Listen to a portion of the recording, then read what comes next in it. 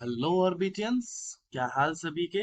तो जैसे कि जेई एडवांस 2023 आने वाला है, तो आज हम लोग डिस्कस करेंगे about the strategy of JEE advance, कि कैसे करके आप लोगों को जेई एडवांस का स्ट्रेटेजी यानी प्लानिंग करना है, and how to crack the advance pattern of JEE. वो एडवांस पैटर्न ऑफ जेई क्या होता है वो भी हम लोग आज देखेंगे कि जेई एडवांस और जेई मेंस में मतलब फर्क कहाँ पे है, व्हाट इज द डिफरेंस। ठीक है, तो ये हम लोग देखेंगे आज। देखिए, सबसे पहले हम लोग देखते हैं difference between JEE mains and JEE advance. देखिए, सबसे पहला पॉइंट जो है, JEE mains checks your speed and accuracy, whereas JEE advance checks your critical thinking. इसका मतलब क्या है सर? देखिए, जेई मेंस में क्या होता है, आपको 1 आवर एवरेज में पकड़ लेता हूँ, वो फिजिक्स के लिए मिलता है। लेकिन जे एडवांस में क्या होता है, you get ample amount of time to solve. तो जेई मेंस में ऑब्वियस सा बात है, फिर कैसा क्वेश्चन आ रहा होगा जहां पे आपको formula based FB, formula based सवाल आपको दिखने को मिलेगा जेई मेंस में। यानी फॉर्मूला बैठाओ, आंसर आ जाएगा। वहां पे जेई मेंस क्या चेक करता है, आपका एक्यूरेसी, क्या फॉर्मूला सही से पुट कर सकते हो कि नहीं। लेकिन जे एडवांस क्या देखता है कि आप सोच सकते हो कि नहीं। सर, सोच सकते हो मतलब, यानी क्वेश्चन को पढ़ के आपका दिमाग कहाँ आपको लेके जाता है, कहाँ तक आप मतलब कितने अंदर तक आप सोच सकते हो क्वेश्चन को लेके। ऐसा सवाल बहुत सारा आएगा आपको कि अगर आपने उस प्रोसेस में सोच लिया जो कि जे एडवांस आपको सोचवाना चाहता है, तो सवाल आपसे बहुत इजीली बन जाएगा। लेकिन अगर आपने उस मेथड में नहीं सोच पाए, फिर वो सवाल नहीं बनेगा। सो जेई मेंस आपका क्या चेक करता है, आपका स्पीड और एक्यूरेसी, लेकिन जे एडवांस आपका क्रिटिकल थिंकिंग चेक करता है कि आप लोग वैसे सोच सकते हो कि नहीं जैसा आप लोगों को जे एडवांस सोचवाना चाहता है। अब देखिए, नेक्स्ट आता है, नेक्स्ट पॉइंट क्या कहता है। चलिए कलर चेंज कर लेते हैं। नेक्स्ट पॉइंट हमें कहता है कि JEE mains have MCQ and integer type of questions, whereas JEE advance have MCQ, multiple correct, fill in the blanks, matrix match etcetera type of questions. ये तो आप लोगों को पता ही होगा कि जेई मेंस में क्या आता है, मल्टीपल चॉइस क्वेश्चन, जिसमें से सिंगल करेक्ट ऑप्शन हम लोग बोलते हैं कि एक ही ऑप्शन करेक्ट होता है, और जो मिलता है इंटीजर टाइप, जो कि लास्ट के 5 सवाल होते हैं। लेकिन जे एडवांस में क्या होता है, जे एडवांस में सिंगल करेक्ट ऑप्शन भी होता है, मल्टीपल करेक्ट भी होता है, फिल इन द ब्लैंक्स भी आ सकता है, मैट्रिक्स मैच भी आ सकता है। So these are the type of सवाल that can come in JEE advance. So ये भी एक बहुत बड़ा डिफरेंस क्रिएट करता है। क्यों? क्योंकि देखिए, मैक्सिमम जो लड़का लोग प्रिपेयर करके आता है जेई मेंस के लिए, उनका क्या होता है, वो फिर उसके लिए रेडी रहता है कि अगर मेरे से एमसीक्यू पूछ ले, सिंगल करेक्ट पूछ ले, तो मैं आराम से जवाब दे दूंगा। लेकिन उनका थिंकिंग फिर वहां पे ब्लैंक हो जाता है, अगर उससे मल्टीपल करेक्ट सवाल पूछ ले, या फिर फिल इन द ब्लैंक्स पूछ ले, या फिर मैट्रिक्स मैच पूछ ले। तो ये भी एक बहुत बड़ा डिफरेंस है, जो कि बच्चे लोग सोचते नहीं है नॉर्मली। तो there is a very big difference कि टाइप ऑफ सवाल में भी डिफरेंस है, कैसा टाइप का सवाल आ रहा है। देखिए, नेक्स्ट पॉइंट क्या कहता है कि JEE mains provides with less time पर question, whereas ample amount of time is provided by JEE advance. ये तो आप लोगों को पता ही है कि जेई मेंस में क्या होता है कि हर सवाल के लिए आपको 1 से 2 मिनट मिलता होगा, लेकिन बहुत सारा मतलब बहुत ज्यादा समय मिलता है जेई एडवांस के लिए। यानी हर एक सवाल को आप आराम से सोच के, आराम से देख के, आराम से आप कर सकते हो, जो कि जेई मेंस में पॉसिबल नहीं है। तो अगर आपने जेई मेंस अभी क्रैक कर लिया है और जे एडवांस के लिए प्रिपेयर कर रहे हो, तो आपको क्या करना है, सवाल लेके बैठना है और उसको सोचना है। ऐसे नहीं कि सर सवाल नहीं बना, 2 मिनट के बाद मैंने सोल्यूशन देख लिया। नहीं भाई, ऐसा नहीं करना है। You just need to go on thinking thinking thinking, आपको सोचते रहना है कि यार और कैसे कर सकते हैं, और कैसे कर सकता है। आपको माइंड को उसी डायरेक्शन में ट्रेन करना है, कि उसी डायरेक्शन में लेके जाना है जिस डायरेक्शन में जे एडवांस आपको सोचवाना चाहता है। तो लास्ट 30 डेज में आपको बस अपने ब्रेन के थिंकिंग को चेंज करवाना है। फिर देखिए, बोलता है कि JEE mains mostly asks questions that are from a single topic. ये ऑब्वियस सा बात है। जे एडवांस में, जेई मेंस में जो होता है, उसमें सिंगल टॉपिक का सवाल आता है, यानी एक सवाल, एक टॉपिक लिया, उसमें से एक सवाल बना दे। लेकिन जे एडवांस क्या होता है, जहां पे मोर देन वन टॉपिक या फिर कॉन्सेप्ट को मर्ज किया जाता है, यानी एक साथ उनको करके जे एडवांस सवाल पूछता है। This is the decoding of JEE mains and JEE advance का पेपर। हम लोग अभी डिकोड कर रहे हैं कि जे एडवांस में एक्चुअली में होता क्या है। तो सबसे पहले हम लोगों ने क्या देखा कि जे एडवांस आपका क्रिटिकल थिंकिंग को चेक करता है। सेकंड हमने क्या देखा कि जे एडवांस में जो आप लोग कन्वेंशनली करते आए होगे, कि देखिए जाहिर सा बात है कि जेई मेंस पहले होता है, फिर जे एडवांस होता है। तो ऑब्वियस सा बात है कि जो बच्चे होते हैं वो फिर उसके लिए प्रिपेयर्ड रहता है कि जेई मेंस का एमसीक्यू टाइप का सवाल वो मैं करता हूँ। तो जे एडवांस आपका दिमाग के साथ यहाँ भी खेलता है कि अचानक से वो अपना पैटर्न चेंज कर लेता है। तो आपको क्या करना है, आपको रेडी रहना है कि आपको मल्टीपल करेक्ट या फिर फिल इन द ब्लैंक सवाल भी कराना है। फिर जेई मेंस क्या करता है ना, जेई मेंस आपको ऐसा करके ट्रेन कर देता है, क्योंकि पहले आप जेई मेंस देते हो तो आपका दिमाग ऐसे ट्रेन हो जाता है कि फॉर्मूला बिठाऊंगा आंसर आ जाएगा, यानी कम समय में मेरे को क्वेश्चन को सॉल्व करना है। लेकिन जे एडवांस में क्या होता है, वो फिर आपका यहाँ से फिर एक जंप करा देता है कि वहां पे आपको बहुत सारा समय दे देता है और आपको सोचने पे मजबूर कर देता है। और लास्ट में हमने क्या देखा कि जेई मेंस में सिंगल टॉपिक सिंगल सवाल, यानी एक टॉपिक लेता है, वहां से सवाल बनाता है।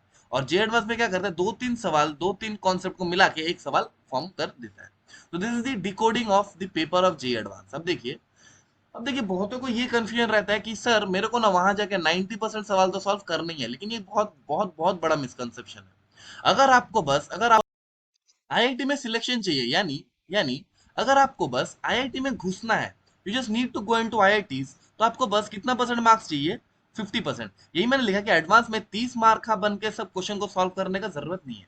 यानी आपको क्या करना है, you need to pick questions. ठीक है, आपको छाटना है, मैंने आपको सिखाया ये छाटना है आपको। ठीक है, कौन सा क्वेश्चन आपको करना है, और आपको कितना परसेंट सवाल करना है, आपको बस 50% सवाल करना है। और 50% सवाल में आपका सवाल बहुत, मतलब आपको you will get under 5000 rank for sure, under 5000 rank. ठीक है, अंडर 5000 रैंक, आपका 50% में अंडर 5000 रैंक आ जाना चाहिए। तो सर मेरे को और भी अगर मेरे ज्यादा रैंक लाता तो मेरे को फिर मिल जाएगा। तो अगर आपको केवल और केवल आईआईटी चाहिए, तो आप क्या कर सकते हो, 35 to 40% भी, 40% भी एनफ होता है फॉर आईआईटी का सीट, आईआईटी का सीट।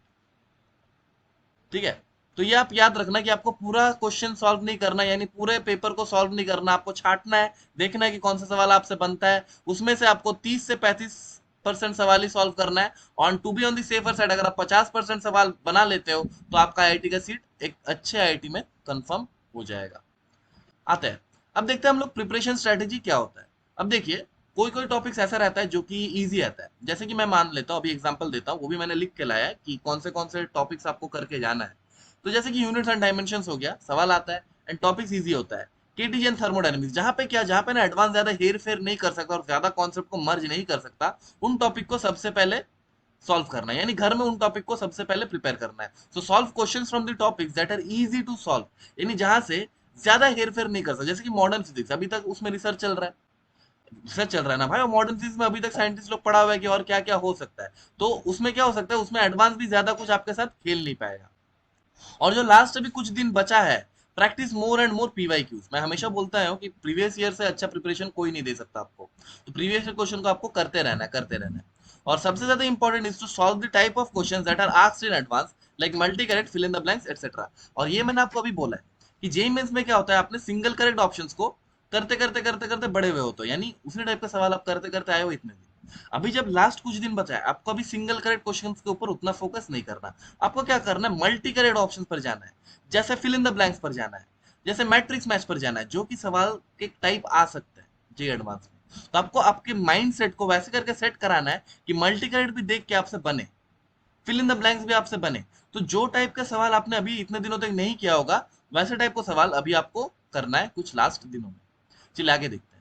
अब देखिए, मैंने बोला है कि ब्लॉक करके मैंने डिवाइड किया कि कौन से चैप्टर्स को आपको पहले करना है फिर बाद में करना है। अब देखिए, मैंने सबसे पहले लिखा है कि बेसिक मैकेनिक्स एंड इलेक्ट्रोडायनेमिक्स। अभी सबको लग रहा होगा सर पूरा ही लिख दिया आपने। देखो, बेसिक मैकेनिक्स और इलेक्ट्रोडायनेमिक्स, ऐसा नहीं कि मैंने पूरा लिख दिया। अब देखो, आपको ये तो आना ही चाहिए, ये तो आना ही चाहिए कि तीनों इक्वेशन ऑफ मोशंस क्या होता है, जैसे कि S is equal to U T plus half A T का स्क्वायर, ये आना चाहिए आपको। जैसे कि होता है आपका V is equal to D X by D T. ये सब बेसिक्स जो होता है, बेसिक्स ऑफ मैकेनिक्स, आपको आना। जैसे कि एक्सेलरेशन इज इक्वल टू होता है DV by D T, is also equal to V DV by D X. तो ये सब जो बेसिक्स होता है, ये बेसिक्स आप लोग ज्यादा से ज्यादा क्या लगेगा आपको, ज्यादा से ज्यादा आपको 3 आवर्स लगेगा पूरा बेसिक्स आपको एक बार कवर करने में। ये 3 आवर्स में आपको कुछ नहीं, बस बेसिक्स क्या होता है, मोमेंटम क्या होता है, momentum P is equal to M V, force क्या होता है, force is equal to delta P by delta T. ठीक है, एवरेज, कोई भी चीज का एवरेज हम लोग कैसे निकालते हैं, जैसे एक्स एवरेज, मैंने आप लोगों को सिखाया कि X average is equal to the integration of X D T divided by integration of D T. तो ये सब आप लोगों को बेसिक चीज है जो कि आप लोगों को पता होना चाहिए। इलेक्ट्रिक फील्ड क्या होता है, इलेक्ट्रोस्टैटिक पोटेंशियल क्या होता है, पोटेंशियल एनर्जी क्या होता है, ये सब बेसिक्स चीज है, आपको दोनों का पता होना चाहिए। बेसिक मैकेनिक्स और इलेक्ट्रोडायनेमिक्स पता होना ही चाहिए, होना ही चाहिए। और नेक्स्ट आपको जो चीज पता होना चाहिए कि बेसिक मैथमेटिक्स भी, जैसे कि एपी का समेशन हम लोग कैसे करते हैं, एपी का सम कैसे निकालते हैं, जीपी का सम हम लोग कैसे निकाल सकते हैं। क्योंकि मैंने आप लोगों को हमेशा बताया कि अगर सवाल टफ आ रहा है, इसमें आपको फिजिक्स जल्दी सॉल्व हो जाएगा, लेकिन मैथ्स में आपको टाइम देना होगा। यानी मैथ्स टफ आता है, फिजिक्स इजी आता है, यही बोलना चाहते हो क्या सर आप? मैं बोल रहा हूँ बिल्कुल यही है कि एक अगर फिजिक्स का सवाल टफ है, एक फिजिक्स का सवाल अगर टफ है, उसमें क्या होता है ना, उसमें मैथ्स का कॉन्सेप्ट भी इन्वॉल्व कर देता है, ताकि आपको फिजिक्स भी टफ लगने लगे। लेकिन ऐसा होता नहीं है। तो आपको क्या करना है, ये सब बेसिक चीज है, जैसे कि डिफरेंशिएशन करने आना चाहिए बढ़िया से, एपी का समेशन, जीपी का समेशन, ऐसा ऐसा सवाल आता है जहाँ पे जीपी का समेशन लग जाता है, लेकिन वहां जाके आप लोग भूल जाते हो। एग्जाम प्रेशर में कहो किसी में भी कहो, भूल जाते हो। और जो चीज मैं हमेशा बोलता हूँ कि अभी आप ऐसा सवाल करो जिसमें हर चीज वेरिएबल रहे। जैसे कि मैं एक एग्जांपल देता हूँ, ये सवाल तो बहुत इजी है। जैसे कि ये मास हो गया, ये कैपिटल एम मास हो गया, ये लेंथ हो गया, तो निकालो कि इन दोनों के बीच में फोर्स क्या होगा, ग्रेविटेशनल फोर्स। तो ये वेरिएबल, जैसे कि ये एक्स के साथ क्या होगा, एक्स के साथ फोर्स वेरी करेगा, एफ विल वेरी। तो ऐसा टाइप का सवाल अभी आप लगाओ जहां पे आपको एलिमेंट लेना हो, जहां पे आपको एलिमेंट लेना होता है, जब आपको एलिमेंट लेना होता है, तो एलिमेंट लेना आना is very important, it is VVIP. तो ऐसा टाइप का सवाल आप लगाओ जिसमें एलिमेंट भी लेना आना आपको आना चाहिए। तो सबसे पहले आपको क्या करना है, बेसिक मैकेनिक्स और इलेक्ट्रोडायनेमिक्स, ये चीज हो गया। तो फिर आपको जो होता है ना कि कॉन्सेप्ट को मर्ज करता है, तो वो बेसिकली मैकेनिक्स और इलेक्ट्रोडायनेमिक्स से चीजों को ही मर्ज करता है। तो अगर आपको बेसिक पता होगा तो कोई सा चीज में भी उसको मर्ज करे, आपको दिक्कत नहीं होगा। फिर आपको चैप्टर जो करना है that is modern physics. Modern physics holds about 15%, ठीक है। और मॉडर्न फिजिक्स अपने में राजा है, like it is a independent chapter itself. तो उसमें फिर ज्यादा हेर फेर कोई नहीं कर सकता। फिर आता है हम लोग केटीजी एंड थर्मोडायनेमिक्स पे। देखिए केटीजी एंड थर्मोडायनेमिक्स में ऐसा हो गया जिसमें फिर ज्यादा कुछ हेर फेर नहीं हो सकता है। जैसे कि थर्मोडायनेमिक्स को आप मैकेनिक्स के साथ मर्ज करके बहुत इजीली पढ़ सकते हो। तो इसीलिए मैं बोल रहा हूँ कि बेसिक मैकेनिक्स आपको आना ही चाहिए। फिर ईएम वेव्स, अब ईएम वेव्स एक छोटू सा चैप्टर है, ये एक छोटू सा चैप्टर है, ठीक है, ये एक छोटू सा चैप्टर है, ये एक छोटू सा चैप्टर है। और ये आपको क्या करना है, ये आपको बहुत जल्दी हो जाएगा और ये आपको सवाल दे भी जाएगा। और एक होता है कम्युनिकेशन सिस्टम, वो भी आप देख के जाइएगा, अगर सवाल आ जाए तो आपका लक बहुत अच्छा है। तो ये सब हो गया हमारा ब्लॉक वन में। अब आइए देखते हैं आगे। अब देखिए ब्लॉक टू में आपको क्या क्या पढ़ना है। देखिए ब्लॉक टू में आपको यूनिट्स एंड मेजरमेंट्स पढ़ना है, जिसमें आपका एरर भी आ जाएगा, जैसे एरर एनालिसिस, आप बहुत लोग एरर एनालिसिस भी बोलते हो। तो ये सब चीजें आपको क्या करना है, देख के जाना, क्योंकि इसमें इजी सवाल आता है, एडवांस में भी कुछ बहुत हाई फाई नहीं पूछता। Motion in 1D and 2D, ठीक है, motion in 1D and 2D, इसमें भी बहुत ज्यादा कुछ हेर फेर नहीं कर सकता एडवांस। ग्रेविटेशन बहुत ज्यादा हेर फेर नहीं कर सकता। तो ये सब चीजें आप लोगों को फिर देख के जाना है। फिर ब्लॉक थ्री में आता है। अब देखिए ब्लॉक थ्री हम वो जगह लेके जा रहा है आपको जो कि थोड़ा सा टफर साइड हो गया। अब बोले सर केवल और केवल इजी आपने बताया कि इजी, अब देखो इसमें ये दोनों मिला के ब्लॉक वन और ब्लॉक टू मिला के, यानी B1 प्लस B2, ये दोनों मिला के आपको मिनिमम 20% सवाल तो दे ही जाएगा। 20 to 25% भी आप ले लीजिए अगर आपका नसीब बहुत अच्छा रहा तो। लेकिन ये तो एनफ नहीं है ना एक अच्छे रैंक के लिए। तो इसीलिए देखिए आपने मेंस क्रैक करके एडवांस के लिए बैठे होंगे, राइट। जितने भी ये वीडियो देख रहे होंगे, जो भी ये वीडियो देख रहे होंगे, आप लोगों ने मेंस क्रैक किया है, राइट। तो अगर आपने मेंस क्रैक किया है तो आपको थोड़ा सा एडवांस लेवल तो जाना पड़ेगा ना, थोड़ा सा एक्स्ट्रा पढ़ना पड़ेगा ताकि आपका एडवांस क्रैक हो। तो उसके लिए मैं बोल रहा हूँ कि फिर आप जियोमेट्रिकल ऑप्टिक्स पढ़ो। देखिए पूरा मैंने पूरा फिजिक्स में जो 20-25 चैप्टर थे सब मैंने नहीं बोला है।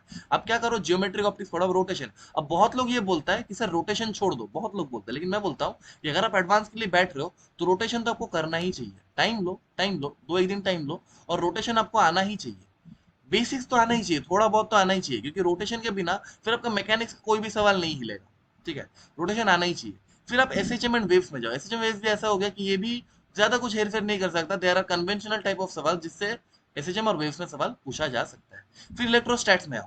इलेक्ट्रोस्टैट्स में भी देखो ऑब्वियस सा बात है कि these are topics of the tougher side, लेकिन इसमें आप भी थोड़ा सा प्रैक्टिस करोगे, पीवाईक्यूज लगाओगे तो हो जाएगा सवाल वहां पे। फिर कलेक्ट इलेक्ट्रिसिटी और कैपेसिटर्स। सो ये सब टॉपिक्स मिला के you can expect round about 30 to 40% सवाल। तो मतलब अगर मैंने बोला कि block one plus block two plus block three, तो प्रीवियस ईयर का एनालिसिस करके मैंने देखा है कि आपको लगभग 50 से 70% सवाल आपको दे के जाता है, ये ब्लॉक वन ब्लॉक टू और ब्लॉक थ्री, 50 से 70% सवाल इन दी एग्जाम। और आपको चाहिए कितना, आपको तो चाहिए बस 50%। मेरे जैसे लड़के होंगे तो आपको 50% ही चाहिए। This is all you need, this is all you need. So क्या, स्माइल बना दो, स्माइल बना दो, ये चश्मा भी पहना देता हूँ, ठीक है। सो बढ़िया से करके जाना, ठीक है। ये सब topics block one block two और ब्लॉक थ्री, और आई होप कि ये सब आप अगर कर लेंगे तो बहुत अच्छे से आपका 50% सवाल एग्जाम पे बन जाएगा, ठीक है। आइए आगे देखते हैं। अब मेंस देखते हैं कि बहुत लोग बहुत कुछ फैला के रखा है, बहुत लोग बहुत कुछ फैला के रखा है। यार एडवांस बहुत टफ है, यार टफ तो है लेकिन बहुत टफ है, एकदम नहीं यार, एकदम नहीं, एडवांस बहुत टफ नहीं है। क्या मैंने बोला, ये आपका बस थिंकिंग प्रोसेस को चेक करता है कि आप सोच सकते हो कि नहीं, आप इंजीनियर बनने के लायक हो कि नहीं, ठीक है। तो आपका थिंकिंग प्रोसेस को ये चेक करेगा। इरोड ऑफ प्रोट ऑफ पाथफाइंडर लगा लेता हूँ लास्ट कुछ दिनों में, एकदम नहीं करना, ठीक है। इरोड ऑफ प्रोट ऑफ पाथफाइंडर इन लास्ट दिनों में नहीं करना। आपको क्या करना है, मैंने हमेशा बोला है कि पीवाई क्यूज करो ना यार, पीवाई क्यूज करो, इतना सारा पीवाई क्यूज है। 40 साल का पीवाई क्यूज करो, पहले 15 साल का कर लो, उसके बाद टाइम बचता है फिर और करो, ठीक है। तो ये होता है कि पीवाई क्यूज करना बहुत इंपॉर्टेंट है। अब देखो बहुत लोग ये भी सोचता है कि एडवांस नहीं निकला तो लाइफ में कुछ नहीं होगा। अब ये भी बहुत गलत है, ये भी बहुत गलत है।